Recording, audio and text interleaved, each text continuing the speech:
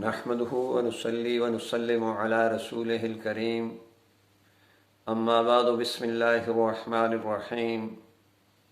آج ہم اسلام کے پہلے شعبے عقائد کے بارے میں گزارش کریں گے۔ جیسا کہ آپ کو معلوم ہے کہ عقیدہ عقدن سے ماخوذ ہے، اور عقدن کے معنی ہیں گرہ لگانا اور باندھنا۔ تو عقیدے کا مطلب یہ ہوا کہ کسی بات کو دل اور ضمیر کے ساتھ باندھنا اور گرہ لگانا۔ لہذا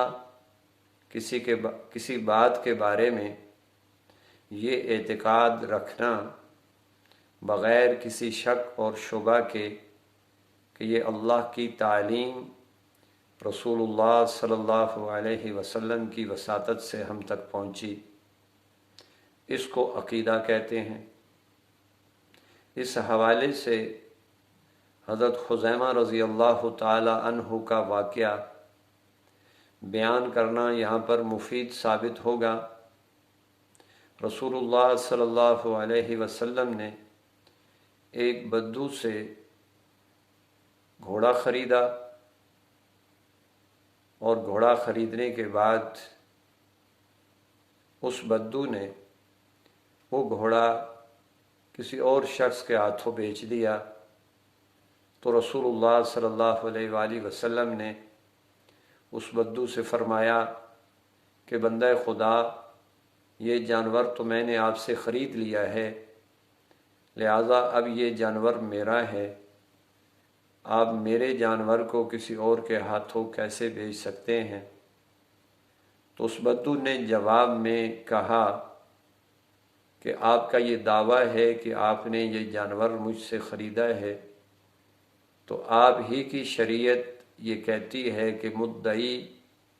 پر لازم ہے کہ وہ اپنے دعوے پر گواہی قائم کرے،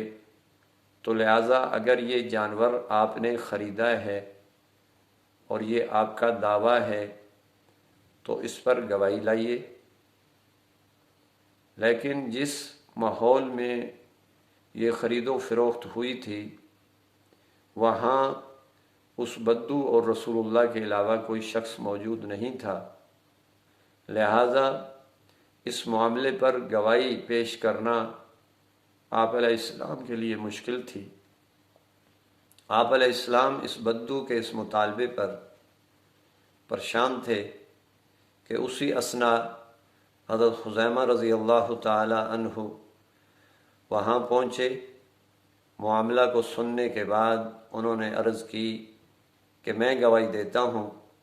کہ رسول اللہ صلی اللہ علیہ وآلہ وسلم نے یہ گھوڑا آپ سے خریدا ہے۔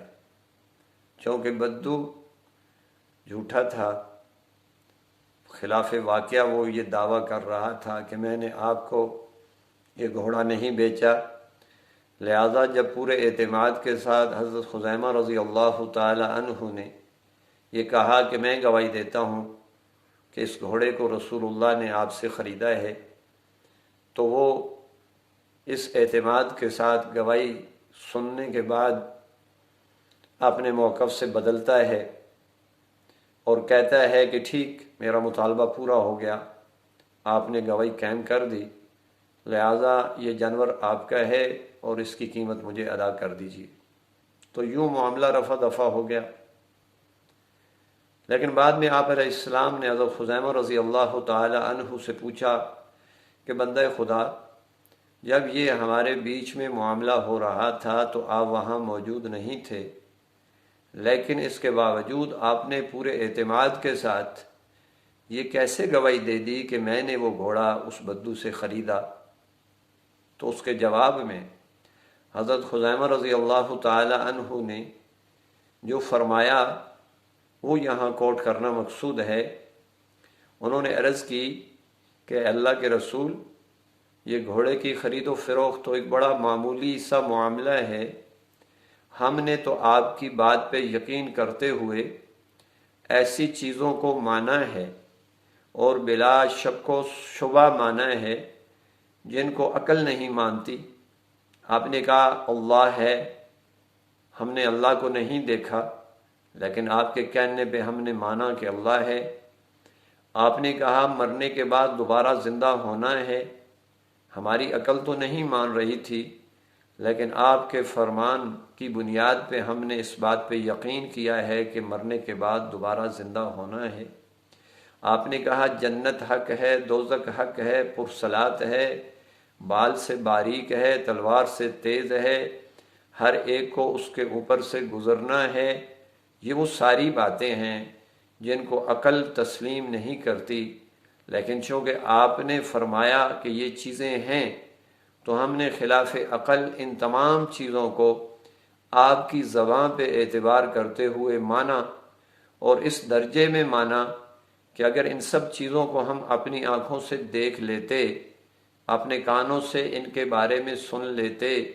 تب بھی ان چیزوں کے بارے میں ہمیں اس درجے کا یقین اور اعتماد حاصل نہ ہوتا جس درجے کا اعتماد اور یقین آپ کی بات پہ ہمیں ہو رہا ہے۔ تو جب اتنی غیر معمولی چیزوں کو آپ کے کہنے پر ہم نے مان لیا تو یہ سودا تو ایک معمولی چیز تھی۔ جب آپ فرما رہے ہیں کہ میں نے اس کو خریدا تو ہمیں تو یقین ہو گیا کہ یقیناً آپ نے خریدا۔ تو اس موقع پہ رسول اللہ صلی اللہ علیہ وآلہ وسلم نے حضرت خزیمہ رضی اللہ تعالی عنہ کو بطور اعزاز یہ شرف بخشا کہ آج کے بعد حضرت خزیمہ اکیلے کی گواہی 2 لوگوں کی گواہی کے برابر ہوگی۔ یہ وہ معیار ہے